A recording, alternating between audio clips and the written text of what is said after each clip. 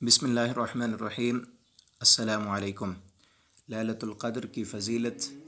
اس کی علامات اور اس میں کرنے کے کام۔ سامعین کرام، سب سے پہلی بات تو یہ ہے کہ ہمیں اللہ رب العالمین کا بہت زیادہ شکر ادا کرنا چاہیے کہ اللہ رب العالمین نے ہمیں پھر سے ایک مرتبہ رمضان المبارک کے اس آخری عشرے میں پہنچنے کی توفیق عطا فرمائی، اور پھر اس کے بعد ہمیں ان دنوں میں جو لیلۃ القدر کی رات ہے اسے تلاش کرنا چاہیے، جس کی بہت زیادہ فضیلت اور اہمیت بیان ہوئی ہے۔ سب سے پہلی بات یہ ہے کہ لیلۃ القدر کی رات، اس رات اللہ رب العالمین نے قرآن کریم کو نازل فرمایا، اس وجہ سے اس کی فضیلت اور اہمیت بڑھ گئی، اور اس رات کو اللہ رب العالمین نے 1000 راتوں سے بہتر کر دیا ہے۔ فرمایا لیلۃ القدر خیر من الف شہر، جو لیلۃ القدر کی رات ہے وہ 1000 مہینوں کی عبادت سے بہتر ہے، اور 1000 مہینے تقریباً 83 سال 4 مہینے بنتے ہیں، کہ ایک بندہ 83 سال اور 4 مہینے تک اللہ کی عبادت کرتا رہے، اور دوسرا اس کے مقابلے میں لیلۃ القدر کی ایک رات عبادت کر لے، تو ایک رات کی عبادت وہ 83 سال کی عبادت سے زیادہ بہتر ہوگی۔ اور اسی طرح اس رات میں، لیلۃ القدر کی رات کو، اللہ رب العالمین کی رحمت سے آسمان سے فرشتے نازل ہوتے ہیں، اور صبح تک سلامتی ہی سلامتی اس رات میں نازل ہوتی رہتی ہے۔ اللہ تعالیٰ فرماتے ہیں تنزل الملائکۃ والروح فیہا بإذن ربہم من کل امر، کہ اس رات میں ہر کام کو سر انجام دینے کے لیے اپنے رب کے حکم سے فرشتے اور روح الامین جبرائیل امین اترتے ہیں، اور یہ رات سراسر سلامتی کی ہوتی ہے، اور فجر طلوع ہونے تک یہ سلامتی باقی رہتی ہے۔ اور اس رات میں قیام کرنا اللہ رب العالمین نے گناہوں سے معافی کا سبب قرار دیا ہے۔ سیدنا ابو ہریرہ رضی اللہ تعالیٰ عنہ سے روایت ہے کہ رسول اللہ صلی اللہ علیہ وسلم نے ارشاد فرمایا، من قام لیلۃ القدر ایمانا واحتسابا غفر له ما تقدم من ذنبہ، کہ جس بندے نے لیلۃ القدر کی رات کا قیام کیا ایمان کی حالت میں اور اپنے گناہوں کی معافی کو چاہتے ہوئے، اللہ تعالیٰ اس کے سابقہ گناہوں کو معاف کر دیتے ہیں۔ اور جو بندہ اس رات کی خیر و برکت سے محروم رہا، وہ ہر قسم کی خیر سے محروم ہے۔ جو اس رات بھی عبادت نہ کر سکا اور خیر کو نہ پا سکا، تو وہ دنیا کی ہر بھلائی سے محروم کر دیا جاتا ہے۔ سیدنا انس رضی اللہ تعالیٰ عنہ بیان کرتے ہیں کہ جب رمضان داخل ہوا تو رسول اللہ صلی اللہ علیہ وسلم نے ارشاد فرمایا کہ یہ مہینہ آ گیا ہے، اور اس میں ایک ایسی رات ہے جو 1000 مہینوں سے بہتر ہے۔ جو اس رات سے محروم رہا وہ ہر قسم کی خیر اور بھلائی سے محروم رہا، اور اس کی بھلائی سے وہی محروم رہے گا جو واقعی محروم انسان ہوگا۔ تو ہمیں چاہیے کہ ہم اس رات کو تلاش کریں اور عبادت کریں، اور چند علامات اس کی جو احادیث میں بیان کی گئی ہیں۔ سب سے پہلی علامت یہ ہے کہ رسول اللہ صلی اللہ علیہ وسلم کا ارشاد ہے کہ یہ رات جب گزر جاتی ہے، اس رات کے بعد جو صبح ہوتی ہے، اس دن سورج تشت کی طرح بالکل سیدھا تھال کی طرح نکلتا ہے، اور جب تک بلندی کو نہیں پہنچتا اس سورج میں کرنیں نہیں ہوتی۔ اور دوسری علامت اس کی یہ ہے کہ رسول اللہ صلی اللہ علیہ وسلم نے ارشاد فرمایا کہ لیلۃ القدر کی نشانی یہ ہے کہ اس کی صبح میں جب سورج طلوع ہوتا ہے تو وہ سفید ہوتا ہے اور اس کی کوئی شعاع نہیں ہوتی۔ تیسری علامت اس کی رسول اللہ صلی اللہ علیہ وسلم کا ارشاد ہے کہ لیلۃ القدر کی رات نرمی والی معتدل ہوتی ہے، نہ گرم ہوتی ہے اور نہ زیادہ ٹھنڈی ہوتی ہے، زیادہ گرم بھی نہیں ہوتی، زیادہ ٹھنڈی بھی نہیں ہوتی،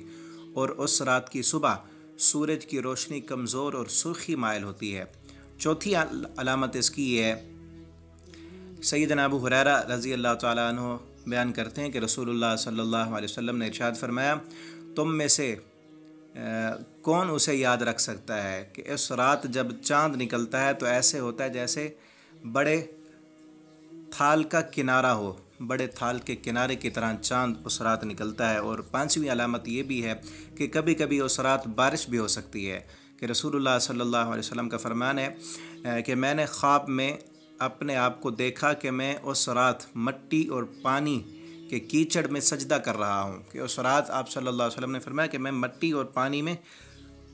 سجدہ کر رہا ہوں، تو اس رات بارش ہونے کے بھی امکانات ہو سکتے ہیں۔ اور دوسری بات یہ ہے کہ اس رات کی ہمارے ہاں بعض لوگ غلط علامتیں بیان کر کے انہوں نے مشہور کی ہوئی ہیں، مثلا کہ اس رات کتے نہیں بھونکتے،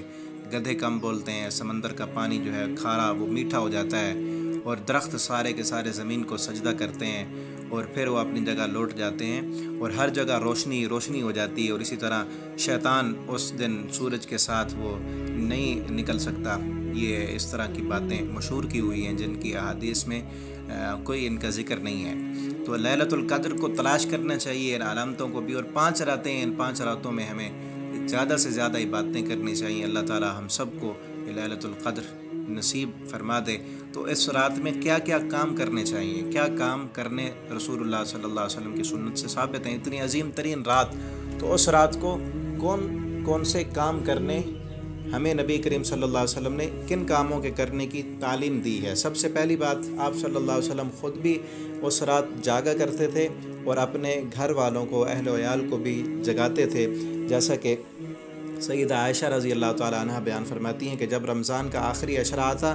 تو نبی کریم صلی اللہ علیہ وسلم اپنا تہبند مضبوطی سے باندھ لیتے اور اپنی کمر پوری طرح کس لیتے، اور ان راتوں کو آپ صلی اللہ علیہ وسلم خود بھی جاگتے اور اپنے گھر والوں کو بھی جگاتے۔ خود بھی جاگنا ہے اور دوسرے نمبر پر گھر والوں کو بھی جگانا ہے، جیسا کہ آپ صلی اللہ علیہ وسلم اپنے گھر والوں کو بھی جگایا کرتے تھے۔ اور تیسری بات یہ ہے کہ اس رات کا قیام کرنا ہے۔ سیدنا ابو ہریرہ رضی اللہ عنہ بیان کرتے ہیں کہ رسول اللہ صلی اللہ علیہ وسلم نے فرمایا، من قام لیلۃ القدر ایمانا واحتسابا غفر له ما تقدم من ذنبہ، کہ جس بندے نے بھی لیلۃ القدر کی رات کا قیام کیا ایمان کی حالت میں اور اپنا محاسبہ کرتے ہوئے، اللہ تعالیٰ اس کے سابقہ گناہ معاف کر دیتے ہیں۔ چوتھے نمبر پر جو سب سے اہم ترین کام اس رات کا ہے وہ اپنے گناہوں کی معافی مانگنی ہے، جیسا کہ سیدہ عائشہ رضی اللہ عنہ بیان کرتی ہیں کہ میں نے رسول اللہ صلی اللہ علیہ وسلم سے پوچھا کہ اگر مجھے یہ معلوم ہو جائے کہ لیلۃ القدر کون سی ہے، مجھے مل جائے تو میں کیا کروں؟ تو آپ صلی اللہ علیہ وسلم نے فرمایا کہ تو کہے، اللہم انک عفو کریم تحب العفو فاعف عنی، اے اللہ تو